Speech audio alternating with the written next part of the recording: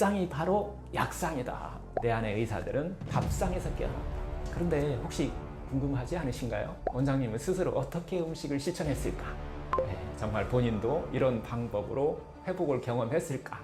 공복에 먹었을 때 가장 효과적인 음식은 무엇인지, 그리고 실제로 일상에서 어떻게 실천하면 좋은지까지 이야기 드리는 오삼식사법. 직접 경험하신 음식 치유 사례가 있으신가요? 여러분, 저는 늘 이렇게 말씀드립니다. 밥상이 바로 약상이다. 내 안의 의사들은 밥상에서 깨어난다. 그런데 혹시 궁금하지 않으신가요? 원장님은 스스로 어떻게 음식을 실천했을까?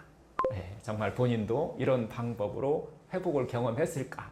그래서 오늘은 조금 특별하게 저의 개인적인 이런 음식 치유 이야기를 나눌까 합니다. 저 역시 여러분과 다르지 않게 몸의 신호를 무시했던 시절이 있었습니다. 저는 30년 넘게 진료와 강의, 연구, 프로그램 진행으로 늘 바쁘게 살았습니다.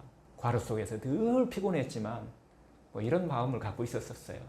먹을 땐 잘 먹자 이런 생각으로 기름진 음식, 야식, 고기, 정제 탄수화물을 가리지 않고 먹었습니다. 겉으로 보기엔 멀쩡했지만은 몸은 점점 무거워지고 피로는 깊어졌습니다. 몸은 끊임없이 신호를 보내기 시작했어요. 손발이 막 정말 얼음창같이 차가워지고, 다리는 부종이 자꾸 생기고, 또 장에는 과민성 내장, 또 만성 피로, 불면, 집중력 저하, 또 자율신경까지 무너지면서 막 부정맥, 잦은 불안과 어떤 초조, 항상 가슴이 답답한 이런 증상들.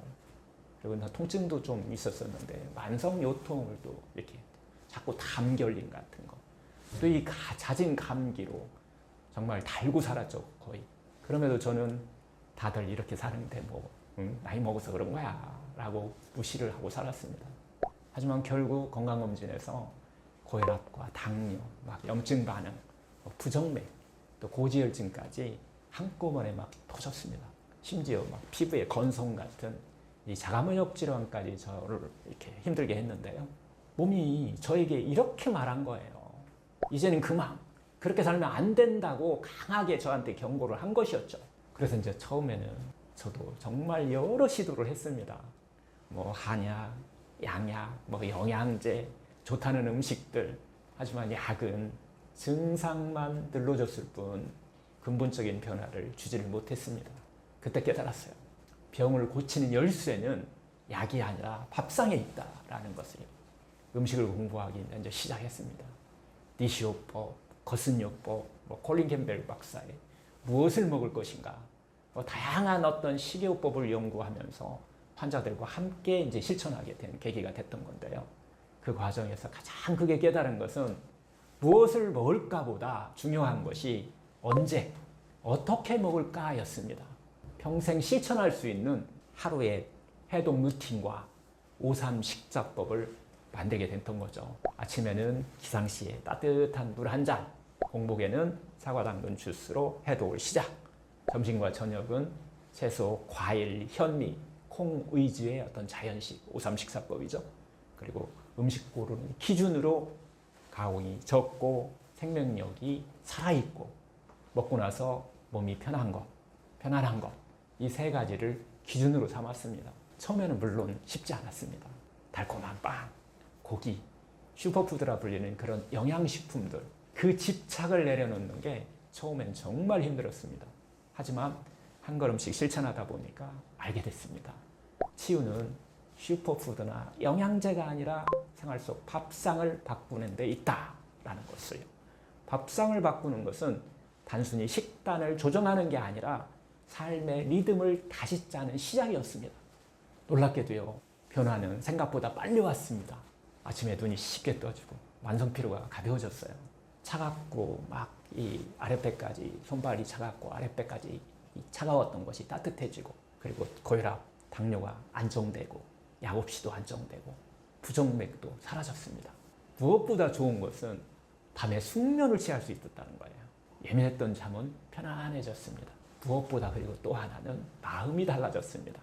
장이 편해지니까 불안과 초조가 사라지고, 밥상 앞에서 감사와 편안을 이렇게 느끼게 되었습니다. 의 어떤 눈치를 보기보다는 나 자신에게 상냥하게 사는 힘을 얻게 되었다라고 제가 항상 이야기를 드리는데요. 저는 이제 확신합니다. 진짜 음식은 약보다 강력하다. 이 해독 루틴은 몸속 독소를 비워냈고 또 오삼 식사법은 내 안의 의사들에게 다시 힘을 주었습니다. 그 결과 몸과 마음이 함께 회복된 삶을 살게 된 계기가 되었는데요. 저도 환자분들과 똑같이 방황했습니다. 저 역시 몸의 신호를 무시하다가 결국 밥상 위에서 그 길을 찾았습니다. 지금 여러분의 밥상에는 어떤 음식이 지금 올라와 있나요? 가짜 음식입니까? 아니면 진짜 음식입니까? 단 한 끼만 바꿔도 됩니다. 사과 당근 주스 한 잔, 채소 한 접시, 바라 현미 한 숟가락. 이 작은 실천이 내 안에 100명의 의사를 깨우는 시작이 됩니다. 저는 오늘 또 여러분의 밥상이 여러분 안의 의사들을 다시 일으켜 세우기를 진심으로 응원하겠습니다. 내 몸속을 깨끗하게 하는 해독법이 있나요? 많은 분들이 이런 질문을 하세요. 원장님, 공복에 해독이 좋다고 하셨는데 그럼 공복에 뭘 먹으면 더 도움이 될까요? 특히 암 진단을 받고서 해독이 중요하다는 이야기를 들은 분들은 더 고민이 많죠. 도대체 언제 무엇을 먹어야 할지 또 헷갈릴 수밖에 없습니다. 그래서 오늘은 질문에 속 시원하게 한번 답하는 이런 시간을 한번 가져볼 거예요. 오늘은 이 공복 상태가 해독에 어떤 영향을 미치는지, 그리고 공복에 먹었을 때 가장 효과적인 음식은 무엇인지, 그리고 실제로 일상에서 어떻게 실천하면 좋은지까지 하나하나 정리해서 이야기하는 시간을 가져보겠습니다. 먼저 해독이라는 개념부터 한번 짚어볼까요? 우리가 해독이라고 말하는 과정은 사실은 몸 안에서 항상 지내고 있는 대사작용 중 하나입니다. 몸은 늘 쌓인 노폐물이나 독소를 처리하는 방향으로 움직이고 있어요. 그런데 문제는 우리가 계속해서 먹고 과식하고 소화하느라 막 바쁘기 때문에 몸은 해독할 시간조차 갖지 못하는 경우가 많습니다. 그래서 해독의 핵심 조건 중 하나는 바로 공복 상태입니다. 단순히 아무것도 먹지 않는 상태가 아니라 몸이 소화 흡수에서 벗어나 스스로를 정비하고 회복할 수 있는 시간이 되는 거죠.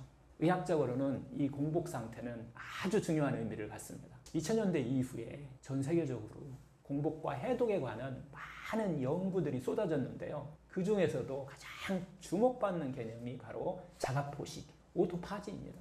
이건 우리 몸이 스스로 손상된 세포, 노폐물, 몸속의 독소를 분해하고 정리하는 청소 시스템이라고 보면 됩니다. 쉽게 말하면 몸 안에 쌓인 이 오래된 쓰레기들을 스스로 처리하는 작용이죠. 그리고 이 자가포식 작용은 공복 상태일 때 훨씬 더 활발해진다는 사실이 여러 연구를 통해 밝혀졌습니다. 특히 2016년에는 이 자가포식 작용을 연구한 일본의 오스미 요시노리 교수가 노벨 생리의학상을 수상하면서 전 세계의 주목을 받기 시작한 거예요. 즉 몸은 배고픈 상태일 때 단순히 에너지를 아끼는 게 아니라 스스로를 정비하고 해독하는 강력한 시스템을 가동하고 있다는 겁니다. 자연의학에서는 공복을 몸을 회복하는 골든타임이라고 합니다. 그리고 이 시간에 만약에 음식을 넣는다고 하면은 그것은 해독을 도와야 한다는 원칙을 갖고 있어요. 그런 음식을 먹어야 된다는 거죠. 즉 공복 중에는 해독이 도움이 되는 그런 음식을 먹어야 되는데 이렇게 먹었을 때 소화부담물이 적게 되고 몸의 해독을 돕는 성분이 충분히 들어있는 그런 음식들이죠. 그리고 또 장과 간, 혈액의 정화를 촉진하는 그런 음식을 공복 중에는 먹어야 된다는 겁니다. 대표 해독 음식은 한 가지가 바로 사과당근 주스 같은 거예요. 공복 해독식으로 가장 많이 쓰이는 음식 중 하나가 바로 사과당근 주스입니다.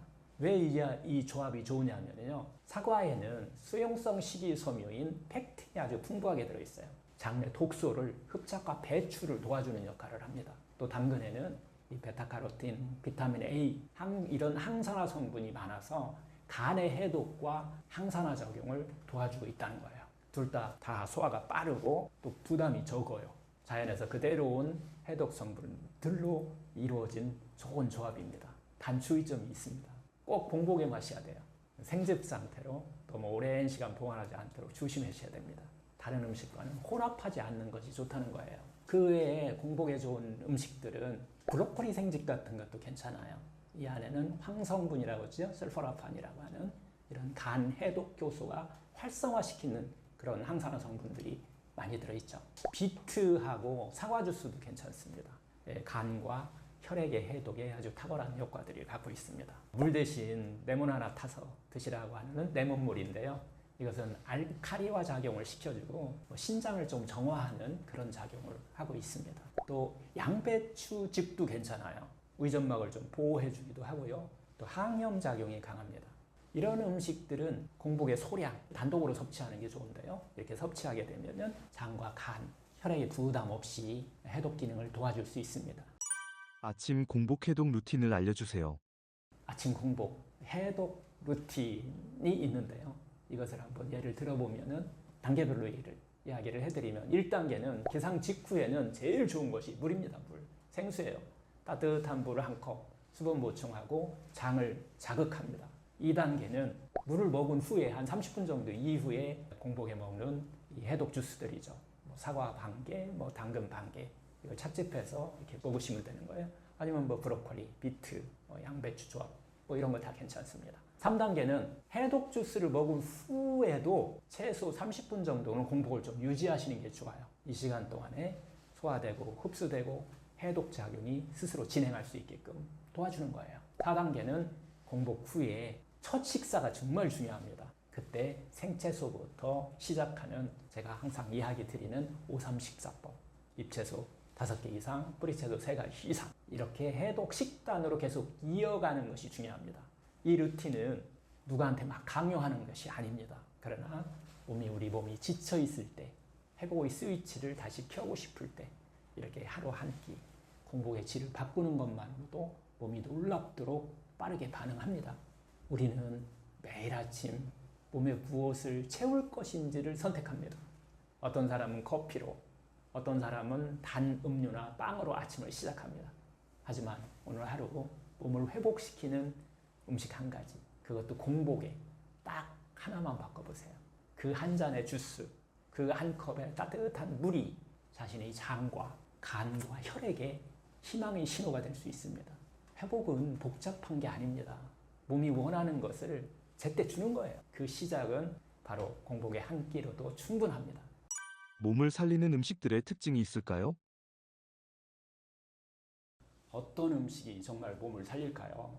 우리는 보통 음식을 고를 때 영양소가 풍부한지, 또 단백질이 얼마나 들어있는지, 비타민이 몇 밀리그램인지 이런 숫자에만 집중합니다. 특히 자연치유의학에서는요, 그보다 더 근본적인 질문을 드려요.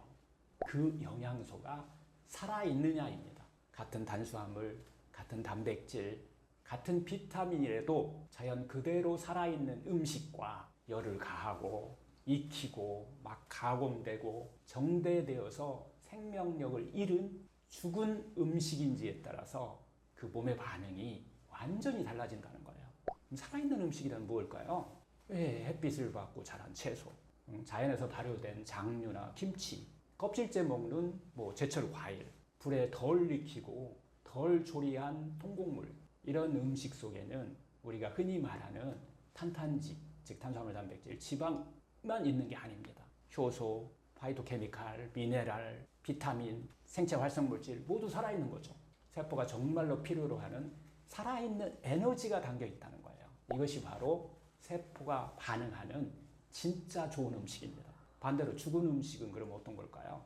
공장에서 만드는 인스턴트 식품, 고온에서 튀기고 볶은 조리식품들, 설탕과 정제유가 들어간 여러 가지 밀가루 음식들, 전자레인지로 데운, 냉동, 간편식들, 이런 음식들은 겉으로 보기에는 영양소가 들어있지만 그 구조와 생명력은 이미 파괴된 상태입니다. 몸은 이 둘을 절대로 똑같이 받아들이지 않습니다. 열에 의해서 효소는 파괴되고 가공 과정에서 균형은 무너지고 생명력은 사라집니다. 세포는 이런 음식을 그저 채워지는 칼로리 정도로는 받아들이지만은 회복의 자원으로는 쓰지 못합니다. 예를 들어 보면요, 같은 비타민 C라도 유기농 귤을 갓 까서 먹는 이런 것과 고온에서 추출한 비타민 C 알약을 삼키는 것은 이걸 세포는 똑같이 반응할까요? 몸이 받아들이는 이 방식도 또 세포의 회복 반응도 완전히 다릅니다. 또 하나 예를 들면요, 같은 단백질이라고 해도 손수 이렇게 만드는 우리 콩비지와 마트 냉장고 속에 들어있는 가공한 소세지, 몸이 느끼는 반응은 이건 하늘과 땅 차이입니다. 세포는 결국 살아있는 것을 통해 살아가고 죽은 음식으로는 병을 키우는 재료가 될 뿐입니다. 자연치유의학에서는 항상 이렇게 묻습니다. 이 음식 생명력을 가지고 있는가? 햇빛을 제대로 받았는가? 자연의 시간 속에서 자랐는지, 기계가 아닌 자연이 익혔는지, 그 차이가 바로 세포의 생존과 죽음을 가르는 기준이 된다는 거예요. 따라서 같은 성분의 음식이라도 9가지 영양소가 균형 있게 살아있는지, 자연의 에너지가 깃든 음식인지, 최소한의 조리로 생명력이 유지되는지, 이것을 점검하는 것이 병을 이기고 회복하는 식사의 핵심 기준입니다. 어떻게 보면 뭘 먹느냐보다는 언제, 어떻게 먹느냐가 더 중요합니다. 예를 들어 같은 사과라고 해도 아침 공복에 먹으면 해독과 장 청소를 하는 재료이지만은 밤 10시에 야식으로 먹는 사과는 아마 속쓰림과 독소로 작용하는 이런 차이가 있다는 거예요. 이거 왜 그럴까요? 그 이유가 바로 우리 몸은 단순한 기기가 아니라는 겁니다. 24시간 생체 리듬을 갖고 있다는 거예요. 간은 밤 11시부터 새벽 3시까지 독소를 해독하고 혈액을 정화하는 역할을 하고 있죠. 위는 낮에만 활발하게 소화를 하는 거예요. 장은 새벽에서 오전 사이에 배출 기능이 최고조로 올라가면서 해독을 해나가는 겁니다. 이 리듬에 맞춰 먹으면 몸은 음식을 자연의 자원으로 받아들인다는 거예요. 하지만 이 시간표를 무시하고 아무 때나 먹으면 아무리 좋은 음식도 몸에는 부담이 되고 독이 될 수 있습니다. 그리고 결국은 공복의 시간은 회복의 시간입니다. 간은 해독하고 세포는 오토파지 현상으로 독소를 제거하고 면역은 균형 회복을 찾아가게 돼 있어요. 바로 이것이 멈춤의 시간에 대한 몸의 회복을 시작하는 겁니다. 지금 우리의 어떤 식사 습관을 한번 다 보세요. 아침은 대충 막 바쁘니까, 점심은 막 스트레스 받아갖고 막 빠르게, 저녁은 또 그러다 보니까 과식하게 되고, 또 밤에 또 간식을 해요. 야식하죠. 그때 또 막 영양제들 막 챙겨 먹기도 합니다. 이건 단순한 식사 문제가 아닙니다. 회복의 어떤 시간표를 무시하면서 우리가 사는 것이죠. 결국 우리는 지치게 되고 간은 해독할 틈이 없어요. 장은 쉴 수 없는 그런 시간을 우리가 보내고 있는 거죠. 결국 그래서 속쓰림이 나오고 변비가 오고 역류성 식도염이 나오고 지방간, 당뇨, 비만 같은 성인병이 창궐하게 되고, 그리고 결국 암에 걸릴 수 있는 환경까지 만들어가는 거예요.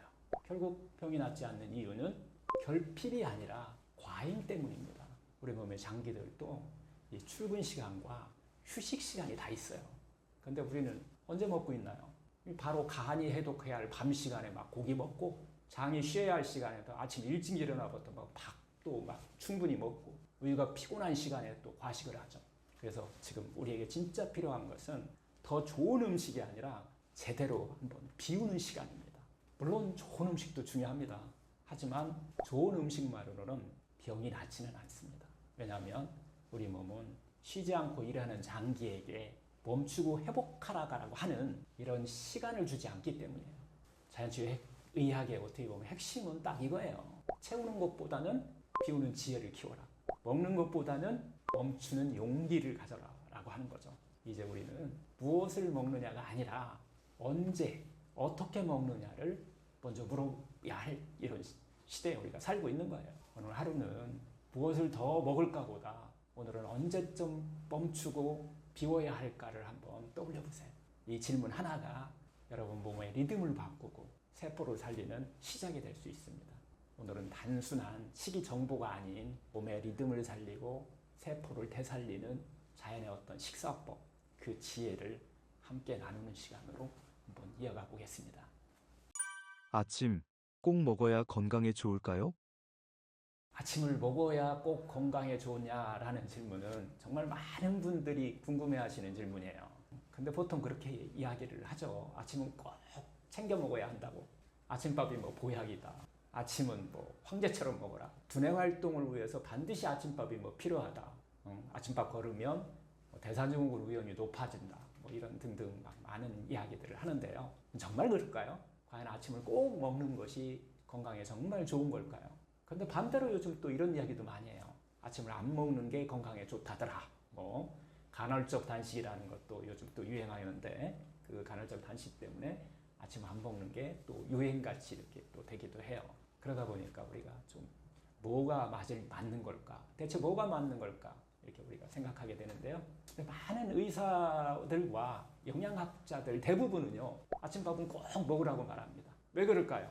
이것도 다 어떤 연구 논문이나 이런 것들이 다 갖고 있죠. 아침 식사가 인슐린 저항성을 낮춘다는 연구들도 있어요. 그리고 또 대사증후군, 심혈관 질환 위험이 아침 식사를 꼬박꼬박 잘하면 감소한다라고 하는 이런 논문들도 많이 있습니다. 또 집중력과 학습 능력 향상에 좋다고 보는 이런 결과들이 많이 있죠. 이런 근거들이 있기 때문에 이렇게 얘기를 하는 거예요.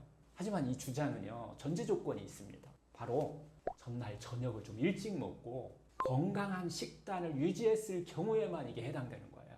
문제는 그런데 대부분의 사람들이 밤 9시, 10시에 밥을 먹어요. 거기에 또 라면, 뭐 치킨, 배달 음식 등 이 무거운 야식을 먹고 잔다는 거예요.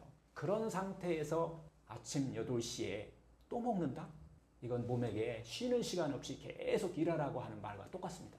그래서 우리 이제 자연치유의학에서는 이 공복의 시간을 굉장히 중요하게 생각한다는 얘기를 계속 드리고 있는데요. 왜냐하면요, 공복이 바로 우리의 해독의 시간이거든요.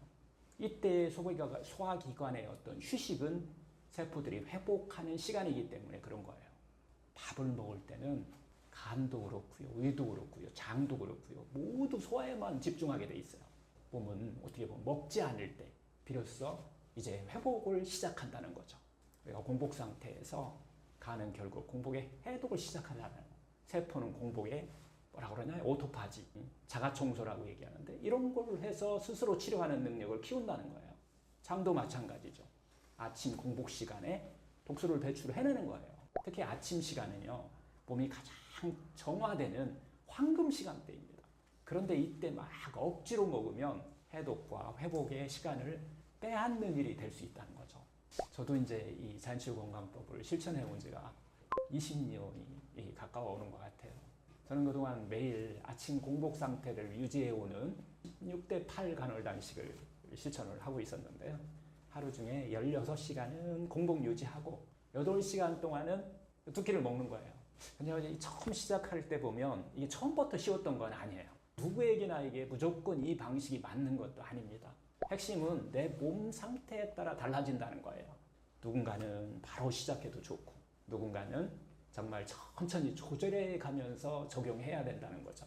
아침 식사가 꼭 필요한 사람들이 있어요. 우리가 임상에서 통해서 보면 특히 위험 있는 사람, 위궤양, 역류성 식도염 이런 거 있는 분들은, 특히 이제 위산과다 이런 질환을 갖고 계신 분들은 아침밥이 필요한 경우가 많아요. 함부로 아침밥 끊었을 때는 상당히 힘든 경우가 많고요. 또 이제 뭐 저혈당 위험이 있는 당뇨가 심한 사람도 이 아침밥 16대 8 간헐 단식 좋다고 함부로 했다가 상당히 또 안 좋아지는 경우도 있습니다. 체력이 또 극도로 떨어진 말기암 환자는 별로 큰 효과도 없습니다. 또 여러분들 아주 성장기 어린이들, 성장을 막 해야 되는 그리고 청소년, 그리고 또 아침 활동량이 많은 사람, 노동직을 하는 이런 직업을 가진 사람들도 아침밥을 끊기가 쉽지 않아요. 그리고 아주 만약에 시도하려면 아주 정말 천천히 시작하는 게 중요합니다. 근데 아침 공복이 이로운 사람들이 있어요. 이 구별이 딱 우리가 할 수가 있는데요. 계속 야식을 하는 사람들, 전날 늦은 야식을 계속 먹는 사람들은 아침 공복이 훨씬 더 도움이 됩니다. 뭐 비만이라든가 살을 뺄 때 상당히 또 많이 이용하기도 하고요. 지방간이나 당뇨, 고혈압 같은 이런 대사증후군을 갖고 있는 사람한테는 아침밥을 안 드시면서 건강한 식단을 유지하는 것이 상당히 중요한 역할을 해요. 또 소화기능이 약하고 아침에 속이 막 자주 불편하신 분들, 염증이나 궤양이 없는데도 자주 더부룩하고 불편한 분들도 또 좋은 효과를 좀 보는 경우가 많고요. 또 염증성 질환이 있는 경우, 특히 만성 질환자한테 체력이 어느 정도 안정된 경우는 공복을 유지하는 이런 16대 8이라든가 18대 6 간헐 단식은 상당히 좀 도움이 되죠. 특히 간헐 단식 뭐 하시는 분은 저녁을 안 먹냐, 아침을 안 먹냐 보다는 아침밥을 공복을 유지하는 것이 훨씬 유리합니다. 사실 이 공복 건강법은 최근에 갑자기 생긴 개념이 아니에요. 이미 100년 전에 일본의 의학자 니시카츠오조 선생이라는 분이 있는데 이게 아침 공복의 시간이야말로 건강회복의 핵심이라고 이렇게 강조하면서 자연치유 건강법을 이제 세계에 전한 사람인데 그때 가장 많이 사용했던 거예요.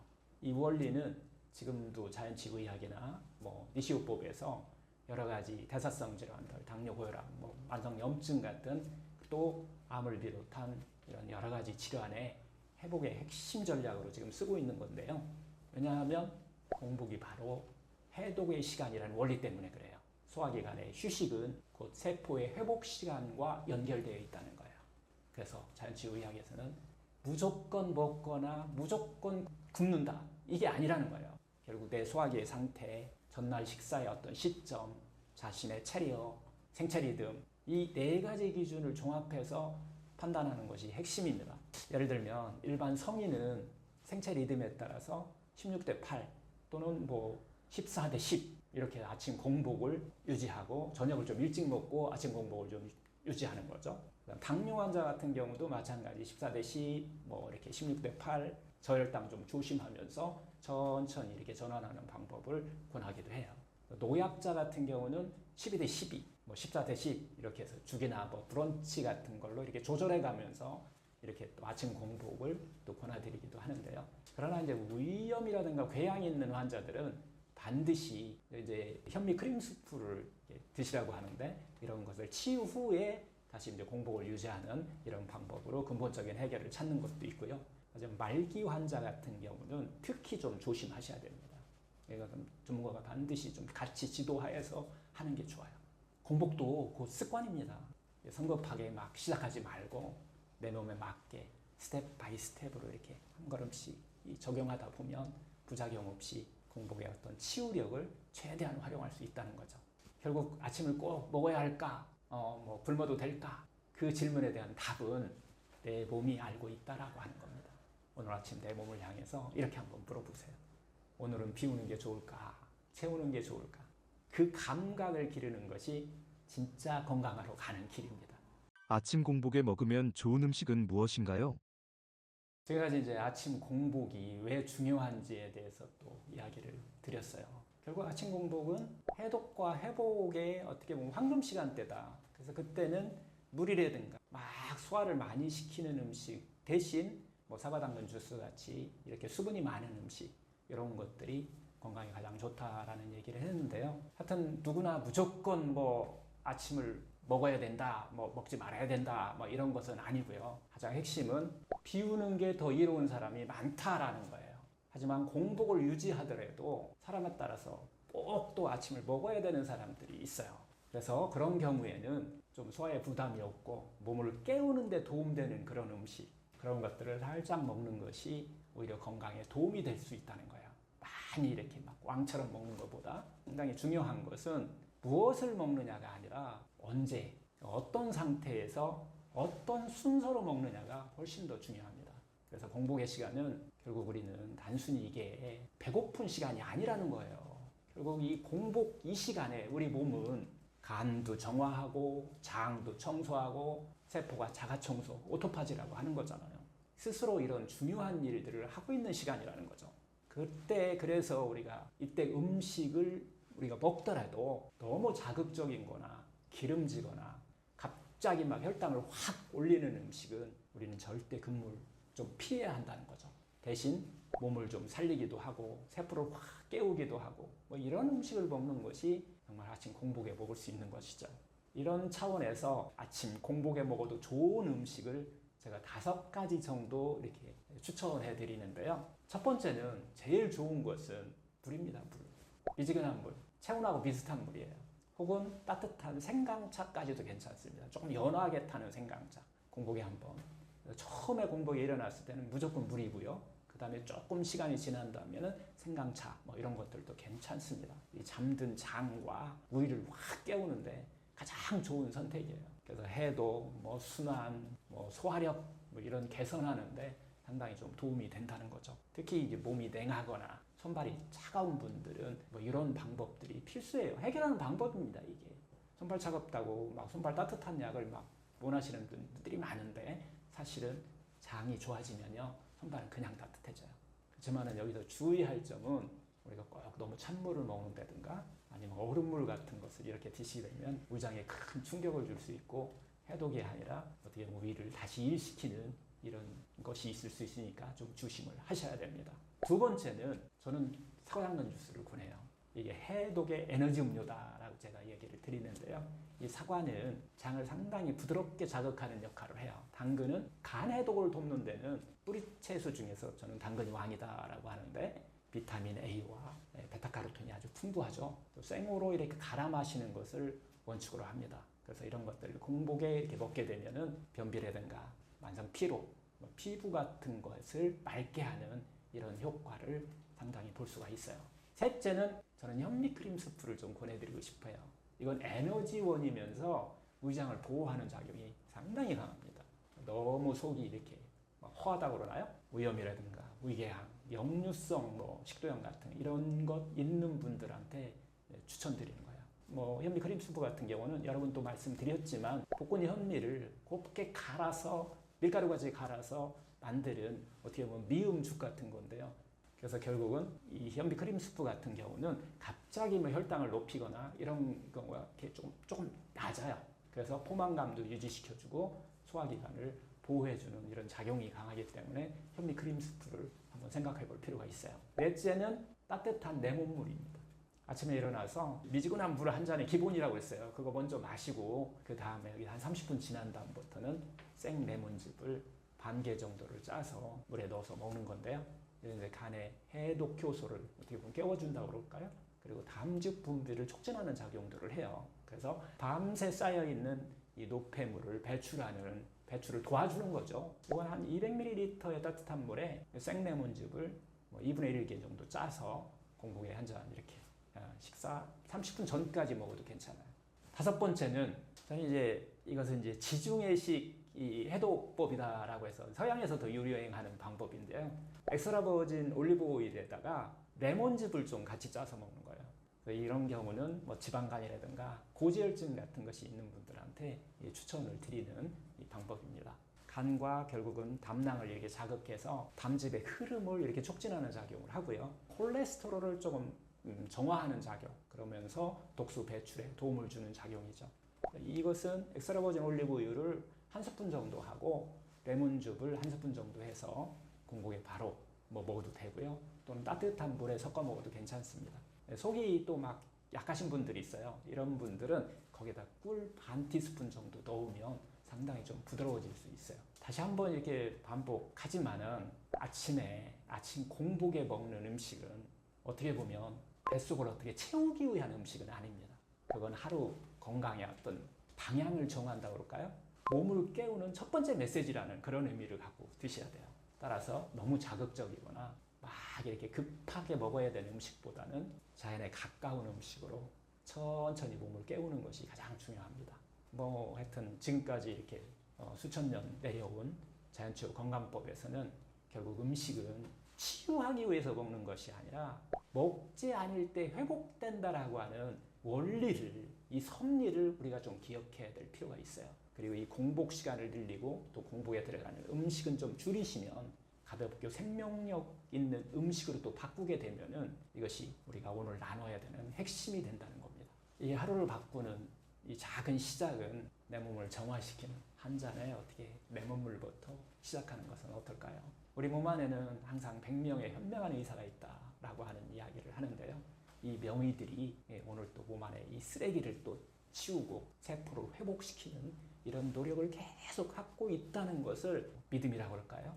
이런 것들이 필요하지 않나라는 생각이 듭니다. 그리고 우리는 결국 이 의사들이, 내 안에 있는 의사들이 일할 수 있도록 도와주는 것, 그게 바로 아침 공복의 또 핵심이기도 합니다. 오늘 아침에는 한 잔의 따뜻한 레몬물로 내 몸의 의사들을 한번 깨워보는 것은 어떨까요? 아침 식사를 바꿨을 때 가장 큰 효과를 보는 분들은 누굴까요?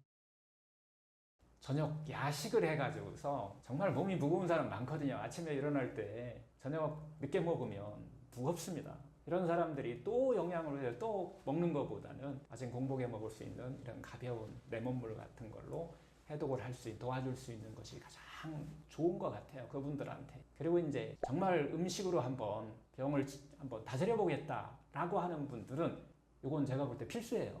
특히 대사성 질환 갖고 계신 분, 비만 같은 이런 것들을 갖고 계신 분들은 살도 빠지는 효과도 있고요. 대사성 질환을 치료하는 데 있어서 상당히 도움이 될 수 있는 하나의 방법이다라고 하는 이런 기본 원리를 가지고서 우리가 음식을 접근해야 되지, 계속해서 어떤 것이 더 좋아요, 어떤 것을 더 먹으면 될까요? 라고 접근하는 것보다는 아침 공복을 유지하는, 공부 시간을 얼마나 내가 늘릴 거냐라고 하는 것을 우리가 핵심으로 생활 속에서 실천할 때 우리의 몸의 변화는 확실하게 일어납니다. 누가 해도 마찬가지로 몸이 가벼워지고 머리가 맑아지고 살찐 사람 살 빠지고 뭐 이런 것들, 내장지방 확실히 빠집니다. 이런 것들을 체험할 수 있다라고 이렇게 권해드리고 싶어요. 아침을 아예 안 먹는 게 좋을까요? 좋은 음식을 먹는 게 좋을까요? 저는 아침 시간에는요, 일단은 제일 중요한 건 물이에요. 뭐 여러 가지 다 봐도 물이 최고 좋기 때문에 일어나자마자는 생수입니다.